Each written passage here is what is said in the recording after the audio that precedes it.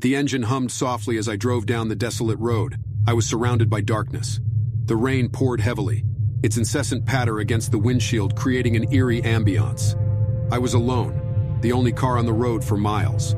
The radio had static that faded in and out, adding to the unsettling atmosphere. As I gripped the steering wheel, an uneasy feeling settled in the pit of my stomach. A dense fog began to roll in, blurring my vision ahead. The road seemed to stretch endlessly into the black void. I couldn't shake the feeling that something was terribly wrong. Suddenly, out of nowhere, a figure emerged from the mist. My heart skipped a beat as I saw a woman standing by the roadside, drenched in rain. She was disheveled, her clothes torn and her long, wet hair hung in strands over her face.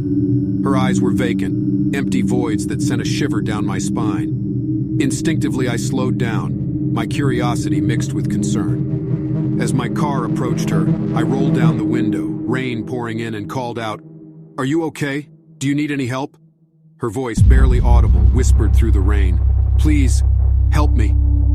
Without a second thought, I unlocked the passenger door and she climbed into the car. The stench of decay filled the air, making my stomach churn. I tried to ignore it, thinking it was perhaps the smell of the rain-soaked clothes she wore. I glanced at her face in the rearview mirror, but her eyes remained hidden beneath the veil of wet hair. As we continued down the road, silence enveloped the car. The only sounds were the rhythmic thumping of rain against the roof and the swish of the wipers clearing the windshield. Unease gnawed at me and I decided to break the silence.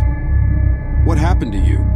How did you end up out here all alone?" I asked cautiously, my voice quivering slightly. She remained silent for a few moments, her eyes still hidden. Finally, she spoke, her voice filled with sorrow. "I was driving with my family. We had an accident. They didn't make it. I'm the only one who survived." My heart sank, sympathy washing over me. I couldn't imagine the pain she must have endured. "I'm so sorry. Is there anything I can do to help you?" I offered, genuinely wanting to assist. Her face twisted into an expression I couldn't quite decipher. It was a mix of anguish and malevolence, sending chills down my spine. "You can't help me," she said ominously, "but I can help you." Confusion and fear gripped me. "What do you mean?" Suddenly, her long, bony fingers reached out, gripping the steering wheel tightly. The car jerked violently, swerving across the rain-slicked road. My heart raced as I struggled to regain control. The woman's laughter filled the car, echoing with a bone-chilling resonance. "You took pity on me, but now you'll share my fate," she screeched. With a surge of adrenaline, I wrestled the wheel back, fighting against her otherworldly strength. Rain poured down on us in torrents, blurring my vision. I glimpsed something in the distance, a flickering light, like a beacon of hope. Summoning every ounce of strength, I managed to steer the car towards the light. The woman's grip on the wheel loosened, her laughter morphing into a blood-curdling scream. As we neared the light, her form began to fade, dissipating into the night. The last thing I saw were her vacant eyes filled with malice and fury. Gasping for breath, I pulled over by the side of the road, trembling with a mix of fear and relief.